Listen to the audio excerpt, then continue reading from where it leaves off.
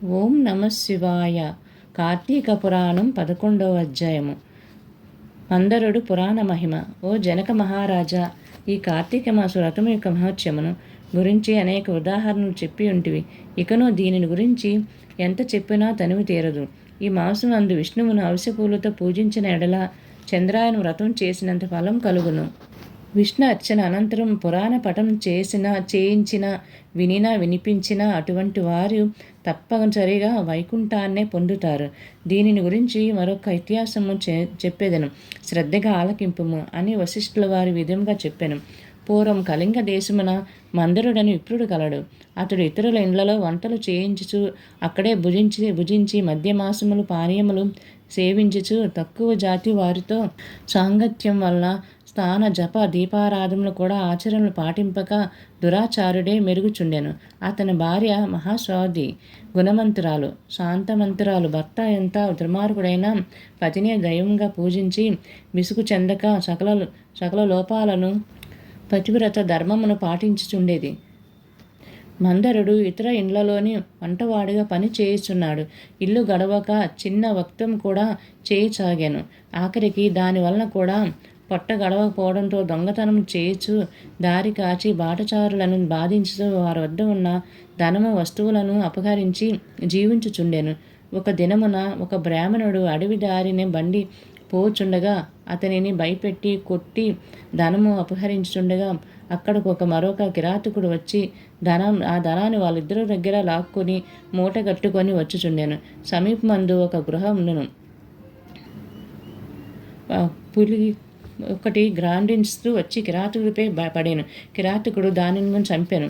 కానీ ఆ పులి కూడా తన పంజాలో కిరాతకుడిని కొట్టి ఉండడం వల్ల ఆ దెబ్బకు నలుగురు విధములుగా హత్యలు చేసి చనిపోయేరి.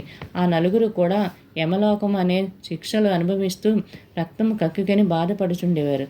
మందరుడు చనిపోయిన నుండి అతని భార్య నిత్యము హరిస్మరణ చేయొచ్చు సదాచార వ్యక్తియే భక్తం తలుచుకుంటూ దుఃఖించుచూ కాలం గడుపుచుండేది. కొన్నాళ్ళకు ఆమె ఇంటికి ఒక ఋషిభంగురుడు వచ్చాను. వచ్చిన ఆ ఋషిని చూసి గౌరవంగా ఆహ్వానించి పూజించి, స్వామి, నేను దీనురాలను, నాకు భర్త కానీ సంతతి కానీ లేదు. నేను సదా హరినామస్మరణ చేస్తూ జీవిస్తున్నాను. దానము కాన నాకు మోక్ష మార్గం ప్రసాదించమని బతిమాలెను.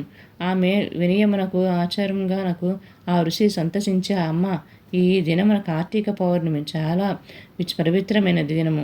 ఈ దినము వృధాగా చేసుకోవద్దు. ఈ రాత్రి దేవాలయంలో పురాణం చదువుదు.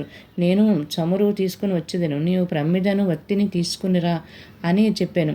దేవాలయంలో ఈ వత్తిని తెచ్చిన ఫలమును నీ వందు కొనుము అని చెప్పడంతో అందుకు ఆమె సంతతించి వెంటనే దేవాలయంలోకి వెళ్ళి శుభ్రం చేసి గోధుమలచే అలికిన ముగ్గుని పెట్టి తానే స్వయంగా వత్తి చేసి 2 వత్తులను వేసి ఋషి తెచ్చిన నూనెని ప్రమిదిలో పోసి దీపారాధన చేశాను. అట్లు తరువాత ఇంటికి వెడలేను. తనకు కనిపించిన వారినెల్లా ఆ రోజు రాత్రి ఆలయం మందు జరుగు పురాణముకు రమ్మని చెప్పాను. ఆమె కూడా ఆ రాత్రి అంతే పురాణం వినెను. ఆ నుండి ఆమె విష్ణు చిత్తలో కాలం గడుపుచుండెను. కొంతకాలంలోకి మరణించాను. ఆమె పుణ్యాత్మలగుట వల్ల విష్ణుదూతలు వచ్చి విమానం ఎక్కించి వైకుంఠంలోకి తీసుకొని పోయిరి. కానీ ఆమెకు పాపాత్ముడైన భర్త సాహసం వల్ల కొంచెము దోషముండుట చేత మార్గ మధ్యలో యమలోకమునకు తీసుకొని పోయిరి.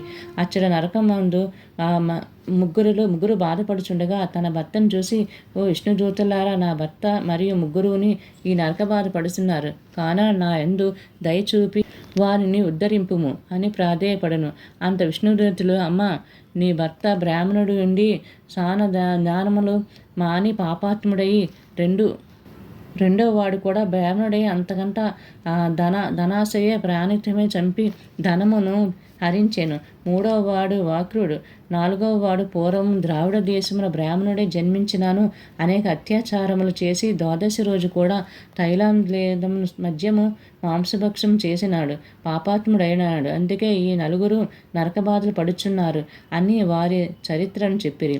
అందుకు ఆమె చాలా విచారించి, ఓ పుణ్యాత్ములారా, నా భర్తతో పాటు మిగిలిన ముగ్గురును కూడా ఉద్ధరింపుము అని ప్రార్థించగా అందులకు దూతలు, అమ్మ, కార్తీక శుద్ధ పౌర్ణమి నాడు నీవు వత్తి చేసిన ఫలము